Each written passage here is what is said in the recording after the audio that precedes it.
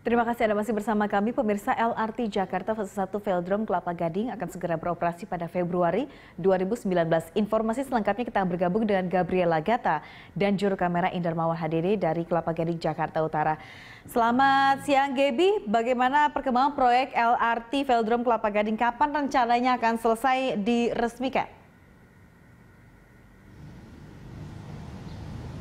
Ya, selamat siang Yasi dan juga pemirsa. Saat ini pembangunan proyek LRT Velodrome Kelapa Gading sendiri sudah mencapai 97%, di mana rencananya ada 5 stasiun yang akan selesai digarap pada akhir bulan Januari ini. Kelima stasiun tersebut diantaranya adalah stasiun Velodrome Rawangmangun, kemudian stasiun Equestrian, kemudian ada stasiun Pulau Mas, Boulevard Selatan, dan juga Boulevard Utara. Sedangkan untuk stasiun Depo tempat saya menginformasikan kepada Anda saat ini akan diselesaikan setelah kelima stasiun tersebut sudah selesai dibangun pada akhir bulan Januari 2019 ini. Nah, untuk kabar baiknya, Yasi dan juga pemirsa, memang rencananya untuk pengoperasian dari LRT sendiri ini akan dimulai pada akhir bulan Februari 2019 mendatang. Nah, untuk saat ini proses finalisasi atau finishing juga masih terus dilakukan, khususnya untuk kereta-kereta atau LRT yang nantinya akan beroperasi. Dari 8 LRT hingga saat ini ada 6 LRT yang sudah mendapatkan sertifikasi layak operasi oleh Kementerian Perhubungan, dan untuk 2 LRT lainnya ini sudah lulus ujian dan masih menunggu surat sertifikasi tersebut dikeluarkan oleh Kementerian Perhubungan. Kemudian juga untuk hari-hari ini LRT ini juga terus dilakukan proses finalisasi terhadap sistem yang mengintegrasikan LRT tersebut. Lalu juga ada pengintegrasian dari persinyalan juga terus dilakukan untuk sistem LRT ini sendiri. Kemudian selain daripada LRT-nya, ini yang dilakukan proses finishing juga pada kelima stasiun yang tadi kami sebutkan, di mana saat ini masih ada tahap penguji cobaan terhadap lift dan juga eskalator, sehingga sebelum nanti para penumpang LRT dapat menggunakan lift dan eskalator tersebut, lift dan eskalator harus sudah mendapatkan sertifikasi layak fungsi.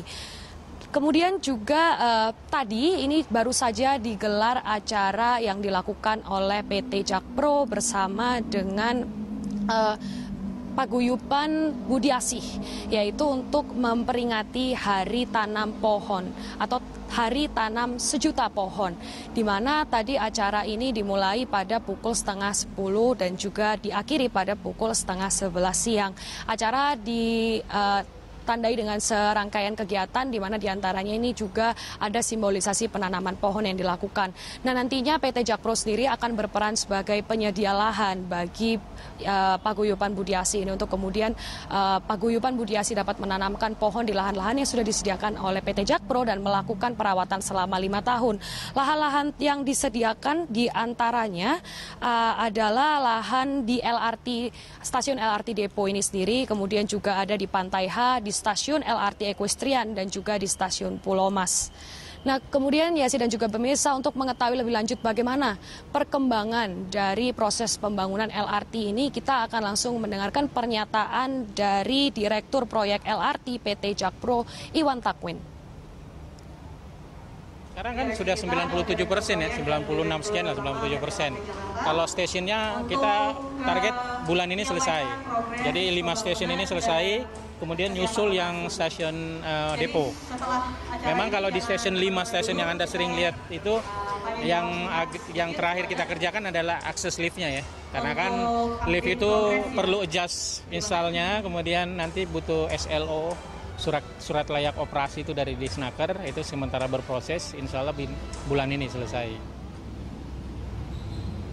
Ya sih, dan juga pemirsa, itulah tadi laporan perkembangan yang dibawakan oleh Direktur Proyek LRT PT Jakpro, Iwan Takwin. Kembali ke Anda, ya sih. Selanjutnya Gabriela, berapa nantinya tarif yang akan dikenakan kepada penumpang untuk LRT ini?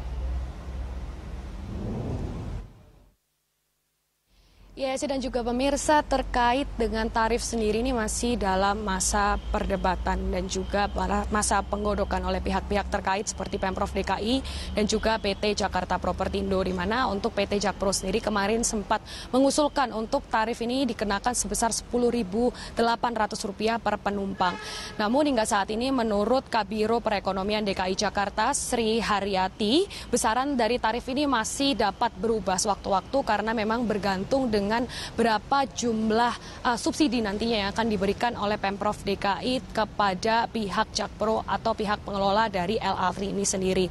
Nah, kemudian selain daripada permasalahan tarif, ya dan juga pemirsa, juga ada permasalahan integrasi antara LRT dengan moda transportasi lainnya, di mana memang rencananya LRT ini sendiri akan diintegrasikan dengan bus Transjakarta. Yang saat ini fokus pembangunannya, integrasi ini sedang difokuskan pada stasiun Velodrome Rawangmangun, di mana untuk nantinya ini masyarakat tidak perlu lagi keluar dari stasiun untuk menaiki bus Transjakarta, melainkan dapat melalui Skybridge yang saat ini sedang dalam proses pembangunan dan akan diselesaikan pada 3 bulan mendatang, kurang lebihnya begitu. Sehingga nantinya ketika Skybridge ini jadi, masyarakat dapat langsung menggunakan fasilitas Skybridge ini untuk langsung menuju ke bus Transjakarta tersebut. Nah, target dari adanya Transjakarta bersama dengan LRT yang terintegrasi ini nantinya dari Mall Kelapa Gading sampai ke Dukuh Atas daerah Sudirman ini dapat ditempuh dalam waktu 55 menit atau kurang dari 1 jam, sehingga ini memang cukup cepat begitu. Terkait dengan penjadwalan dan juga sistem tiketing ini juga dalam masa penggodokan dari PT LRT Jakarta bersama dengan PT Transjakarta, di mana untuk penjadwalan sendiri menurut Direktur Utama PT LRT Jakarta Alan Tandiono, ini akan dilakukan setiap 5 menit sekali. LRT akan datang untuk jam-jam sibuk, sedangkan untuk di luar jam sibuk LRT akan datang setiap 15 menit sekali.